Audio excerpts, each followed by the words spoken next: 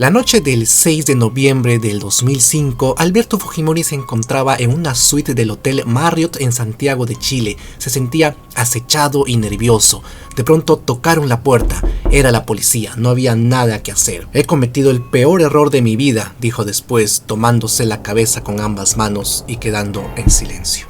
¿Por qué Alberto Fujimori viajó a Chile en el año 2005? ¿Por qué vino a Sudamérica si estaba tan cómodo y tan seguro en Japón, lejos del acecho de la justicia peruana? Todos sabemos que Fujimori fue apresado en el año 2007 en Perú, y todo porque se le ocurrió visitar Chile 2 años antes. ¿Cuál era el plan secreto que tenía entre manos y por qué fracasó? Todo eso lo vamos a contar en este video y por supuesto contaremos toda la historia secreta de su estadía en Chile. Pero antes de empezar quiero anunciarles que el día martes 16 de julio voy a dar una conferencia presencial la cual lleva por título El iceberg de la historia del Perú. Contaremos los misterios más profundos y siniestros de la historia peruana. El lugar es Restaurante Terraza de Pueblo Libre. Toda la información está en el flyer que ven en pantalla. Pide tus entradas al WhatsApp que ahí aparece. Tú le escribes nomás, le dices que deseas asistir al show de Hugo Chugox y listo. Bien, comenzamos este video. El día 20 de noviembre del año 2000 renunció Fujimori vía fax. Todo eso lo sabemos muy bien. El Congreso no aceptó la renuncia y luego lo vacaron por incapacidad moral. Entonces entró al poder Valentín Paniagua y convocó de inmediato a elecciones generales. A esas alturas el fujimorismo estaba totalmente desprestigiado debido a los Vladivideos, la corrupción que era muy evidente. ¿Por qué Fujimori no estaba en el Perú en ese momento? Porque a mediados de noviembre de ese año había un foro anual llamado APEC y se realizaba en Brunei, un país de Asia. Varias fuentes indican que no regresó a Lima inmediatamente después del foro de APEC, no solo porque temía ser juzgado, sino porque temía también que Montesinos pusiera en marcha un plan para asesinarlo. Y esto está citado en el libro llamado El Informe Chinochet de Carlos Meléndez. Después del foro en Brunei, Fujimori tenía que regresar a Lima, pero viajó a Japón, que está muy cerca de Brunei, con el pretexto que tenía que arreglar unas cosas y además que tenía gripe asiática.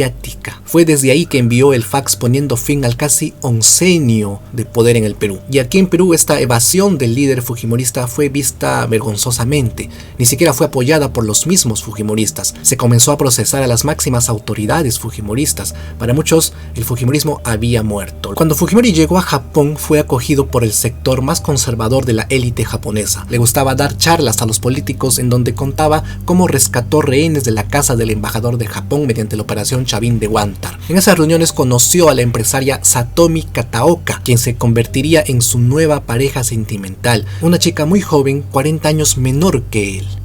Cerca del año 2003, Fujimori mantenía contacto con su círculo íntimo aún fiel que estaba en Perú. Enviaba cassettes a Perú y audios por correo electrónico, los cuales se reproducían en un programa radial llamado La Hora del Chino a través de Radio Miraflores, conducido por Carlos Raffo. Estando en Japón, Fujimori declaraba a la prensa internacional su deseo de volver al Perú, que quería postular a las elecciones del año 2006. La decisión ya estaba tomada un año antes de su viaje a Chile. Durante los 5 años que estuvo en Japón, vivió en varias residencias y hoteles como ciudadano japonés. Su incriminación en delitos de lesa humanidad no despertó el activismo de la sociedad civil japonesa, así que hubo desinterés de parte de los fiscales japoneses en que Fujimori pague por sus delitos cometidos fuera del país. Así que teniendo esta protección de la clase política japonesa, ¿qué cosa conminó a Fujimori a renunciar a esa comodidad? Todo indica que fue la nostalgia que sentía del contacto con su pueblo peruano. A todas luces era una decisión irracional. Él esperaba que sus delitos prescribieran, pero al enterarse que eso no ocurre con los delitos de lesa humanidad, pensó pues mejor voy de una vez, no tiene caso esperar. El gobierno de Toledo envió por ese tiempo cuadernillos de extradición a Japón y amenazó con ir a la corte de La Haya. Esto no intimidó de ninguna manera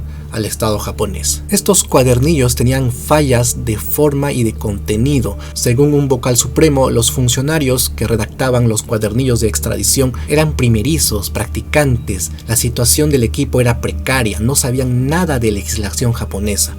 Entonces Fujimori estaba a salvo, pero a pesar de gozar de este refugio seguro, quería ir de todas formas a Perú voluntariamente para reencontrarse con su gente y postular a la presidencia en el año 2006. Ese fue el principal motor, un motor emocional con afán de más poder. No iría directo al Perú sino a un país cercano y escogió Chile. Pero no tenía miedo de ser apresado en Chile.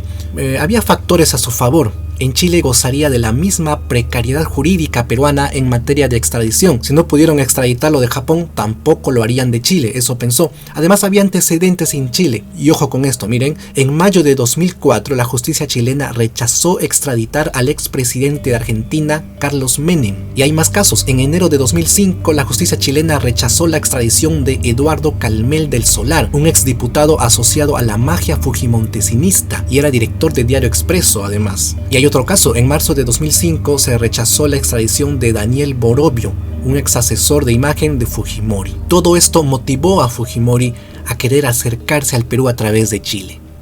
En septiembre del 2005, Fujimori tramitó su pasaporte peruano en un consulado peruano en Tokio. Sacó también su DNI peruano y desde ahí elaboró un plan al cual llamó Plan Secreto Estrella Sur. Para este plan lo ayudó su amigo Luis Silva Santisteban. El viaje de Japón a Chile no iba a ser directo, debía haber una escala ya que es un viaje demasiado largo. El país más propicio para hacer la escala era México, específicamente la ciudad de Tijuana. La pregunta era, ¿lo detendrán a Fujimori allí? Pues Silva Santisteban lo tenía todo arreglado, él estaba dispuesto a coimear a funcionarios de Tijuana. Y esto está citado en el libro El Informe Chinochet. Otro amigo de Fujimori era Germán Kruger. Él viajó a Chile a hablar con los abogados. Otro amigo es Jorge Béjar. Él recolectó fondos para rentar un avión privado, un vuelo charter. Fujimori no viajó en un vuelo comercial normal. Se rentó un vuelo charter y según una fuente este costó $500,000 de Japón a Chile con escala en Tijuana. Silva Santisteban y Germán Kruger esperaron en el aeropuerto de Santiago. Jorge Béjar viajó a Tokio para acompañar al expresidente, mientras que Silva y Kruger esperaron en el aeropuerto de Santiago. La madrugada del domingo 6 de noviembre del 2005, Fujimori parte desde Tokio con 3 acompañantes que eran sus allegados. Cuando llega a Tijuana, Fujimori se queda en el avión y no acude a Migraciones, y tampoco Migraciones exigió que se bajaran del avión. Luego partió hacia Santiago. Cuando estaba por encima de Perú, llamó a sus hijos desde un teléfono satelital. Pocos de ellos sabían de su plan, era prácticamente una sorpresa. Arribó a Chile el 6 de noviembre de 2005, poco después del mediodía. Fujimori pasó por Migraciones con pasaporte peruano, le sellaron el pasaporte y no saltaron las alertas. Silva y Kruger recibieron al exmandatario en el aeropuerto y luego se dirigieron al Hotel Marriott de Santiago en un Mercedes-Benz que era propiedad de un abogado chileno que habían contratado. Fujimori planeaba dar una conferencia de prensa esa misma noche, pero esta conferencia nunca sucedería. Luego, uno de los funcionarios de la Policía de Investigación de Chile, al darse cuenta del grosero error de no advertir que dejó entrar a un expresidente prófugo a su país, corrió a la zona de taxis del aeropuerto para localizar a Fujimori, pero ya era tarde. Este ya había partido. Fujimori había logrado ingresar legalmente a Chile como peruano. 2 funcionarios de la Policía de Investigación de Chile fueron más tarde sancionados por este descuido. También fueron sancionados 6 oficiales de México, de Tijuana, porque debieron pasar control de ese avión privado. Mientras Fujimori hacía su check-in en el Hotel Marriott, se ponía en marcha un operativo de búsqueda en hoteles de Santiago. Yo, si fuera él, no me hubiera hospedado en un hotel, sino que hubiera ido a esconderme a una casa de alguien, ¿no? Por ahí. Pero Fujimori quería que todos se enteren de su llegada, que sus seguidores en Perú sepan que el chino estaba cerquita. Eso quería, pues, ¿no? Entró a la suite del hotel, su acompañante siente la tensión y el presentimiento de que algo va mal y este malestar lo contagia al resto. Esa noche Fujimori se sentía acechado, pensaba si fue un error realmente entrar a Chile a hurtadillas y esperar que la extradición no prosperase, ¿no? Ese era el plan prácticamente. En eso tocan la puerta. Abren. Fujimori estaba ya preparado para eso. Sabía que eso iba a pasar. Está usted detenido, debe acompañarnos, fue lo que le dijo uno de los oficiales. Aquella noche la prensa mostró a un Fujimori tapándose el rostro mientras era conducido en un auto oficial hacia las instalaciones de la Policía de Investigación de Chile, donde pasaría su primera noche. El día siguiente, 7 de noviembre, el diario El Mercurio ponía en portada: Fujimori llega a Chile. El gobierno peruano tuvo la idea de solicitar la expulsión o deportación de Fujimori, tal como se había hecho con Montesinos cuando fue capturado en Venezuela. Pero este pedido no prosperó por 2 motivos. 1, porque había entrado legalmente como turista, y 2, porque ¿dónde le iban a expulsar? Si en caso habría expulsión del expresidente, pues lo mandarían a Japón, ¿no? No a Perú, porque vino de Japón, no de Perú. Entonces se debía solicitar la extradición. La justicia chilena dio un plazo de 60 días para que Perú lo haga. Era muy poco tiempo, ya que Fujimori tenía 21 denuncias que se debía argumentar en los cuadernillos de extradición. Era imposible entregar tanto material en tan poco tiempo. Solo alcanzaría el tiempo para las denuncias más importantes y no para todas. De acuerdo al tratado que tiene Perú con Chile, solo se puede juzgar por lo aprobado en la extradición. O sea que si de las 21 denuncias la justicia chilena solo aprueba 5, entonces cuando el prófugo llega al Perú solamente se le podía juzgar por esas 5 denuncias y no por todas. Fujimori, contra viento y marea, lanzaría su candidatura a distancia. La presentó con el partido Sí Cumple. Es un partido que él tenía ya formado en el Perú. Pero el Jurado Nacional de Elecciones rechazó su candidatura porque Fujimori estaba inhabilitado por 10 años. Entonces no quedó otra que elegir a un sucesor, al menos para esos comicios del 2006. Pensó en su hermano Santiago Fujimori. Él no quiso. Luego pensó en María Luisa Cuculiza. Tampoco quiso. Quien sí quiso y pudo fue Marta Chávez, y se lanzó a la presidencia del 2006 con el partido Alianza por el Futuro, que no era otra cosa que una coalición de Cambio 90 y Nueva Mayoría, ambos también partidos de Fujimori. Recuerdo que su eslogan era Marta Chávez presidente, Fujimori presente. Bien, el 3 de enero de 2006, faltando solo 3 días para el vencimiento del plazo para presentar la extradición, Perú presentó finalmente los cuadernillos de toda esta documentación. De las 21 acusaciones que tenía Fujimori, solo pudieron presentar 12. ¿Y saben cuántas páginas era? 16.000 páginas. Eran muchos cuadernillos en varias cajas, todo pesaba 93 kilos. Mientras la justicia chilena revisaba esos 93 kilos de páginas, Fujimori vivía recluido en un cuarto de 9 metros cuadrados. Podía recibir visitas y tenía permitido salir al patio donde se ocupaba de la jardinería, uno de sus pasatiempos favoritos. Sembró rosas, limones y un olivo. Estuvo ahí 6 meses hasta que obtuvo la libertad condicional. ¿Y cómo la obtuvo? Resulta que la novia de Fujimori, la señorita Satomi Kataoka, llegó a Chile en marzo de 2006 y ella fue el nexo con la élite política japonesa. Gracias a ella, convencieron al gobernador de Tokio que envíe un informe de buena conducta de Fujimori. Este documento fue clave para su libertad condicional. Estando ya Fujimori libre, decidió hacer paseos fuera de Santiago. Una anécdota al respecto cuenta de que fue acompañado por sus hijos Kenji y Sachi, y al llegar a una localidad se topó con una manifestación estudiantil que le gritó «¡Fuera asesino! ¡Regresa a tu país, ladrón!». En otras ocasiones se montaban funas en las afueras de la casa donde residía, y para evitar estas funas, Fujimori solía salir de paseo al campo. Viajó por casi todo Chile, visitó Valparaíso, Puerto Montt, La Serena, Coquimbo. Asimismo vivió en varios inmuebles. Una de ellas es la comuna de Las Condes, cerquita a la embajada, donde nunca pidió asilo por si acaso. Mucho se decía que Fujimori podía pedir asilo en la embajada de Japón, y nunca lo hizo. Fujimori estuvo en varias zonas de clase media alta. Según él, sus amigos más entrañables solventaron los gastos de vida y renta de inmuebles durante los 2 años que estuvo en Chile. En el año 2006 ganó Alan García las elecciones y mantuvo silencio respecto al caso Fujimori, a diferencia de Toledo, que estaba pidiendo a cada rato la extradición y la expulsión y todo. Este silencio de Alan García generó suspicacias de una posible alianza afro-fujimorista que luego fue negada por el canciller de turno.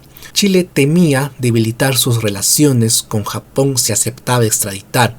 Sin embargo, en junio de 2007, la Fiscalía chilena recomendó la extradición. Entonces Fujimori jugó su última carta, ¿cuál fue? Buscar inmunidad siendo elegido senador japonés. Lo hizo pues a través de Satomi, su novia, que para ese entonces ya era su esposa. Gracias a ella consiguió los contactos para ser invitado a un partido político japonés. De ser elegido como senador de Japón, este país podría impedir la extradición, ya que se trata de un asunto de Estado. Así que postular al Senado no era una mala idea, era de hecho muy buena. Entonces Fujimori hizo su campaña electoral a distancia. Grabó en el jardín de la casa donde residía un video muy conocido en donde habló en japonés y juró lealtad al país nipón. Sin embargo, el resultado de estas elecciones fue mediocre. Fujimori solo recibió 33.000 votos, muy poco para cualquier candidato al Senado de ese país. Pero durante la campaña recibió una buena noticia. Resulta que el juez Orlando Álvarez, el encargado de aprobar o negar la extradición, la negó. ¿Por qué la negó? Porque no halló evidencia para acreditar la participación de Fujimori en violación de derechos humanos. Pero esta buena noticia para Fujimori no le duró mucho tiempo, ya que la corte le suspendió la libertad condicional y pasó a arresto domiciliario. Mientras tanto, el gobierno peruano apeló el fallo del juez Orlando Álvarez.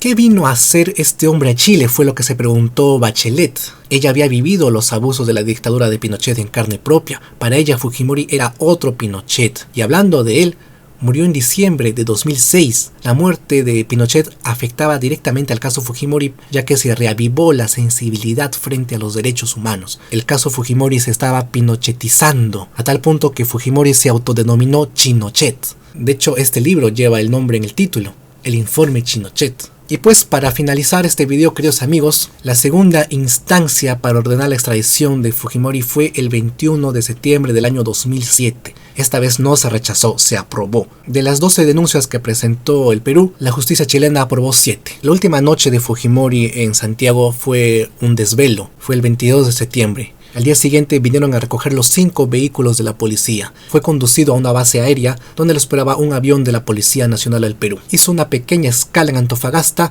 y luego arribó a Lima cerca de las 4 de la tarde. Eso es todo el resumen de la historia de Fujimori en Chile. Espero les haya gustado este video. Si es así, déjenme una manito arriba. Y no se olviden que el día martes 16 de julio voy a dar una conferencia presencial, la cual lleva por título El iceberg de la historia del Perú. Contaremos los misterios más profundos y siniestros de la historia peruana. El lugar, restaurante Terraza de Pueblo Libre. Toda la información está en el flyer que ven en pantalla. Pide tus entradas al WhatsApp que ahí ven. Allí le escribes nomás, le dices que deseas asistir al show de Hugo Chugos y listo. Los espero para conversar juntos el día 16 de julio. Eso ha sido todo. Mi nombre es Hugo Javier. Nos vemos en el próximo video. Hasta pronto, amigos. Hay una anécdota, me olvidaba, que cuando Fujimori estaba con arresto domiciliario, había un carabinero que siempre estaba a su lado, y en una de esas Fujimori se atora con un pedazo de carne, y el carabinero tuvo que hacerle la maniobra de Heimlich. ¿Qué hubiera sido si ese carabinero no hubiera sabido hacer esa maniobra?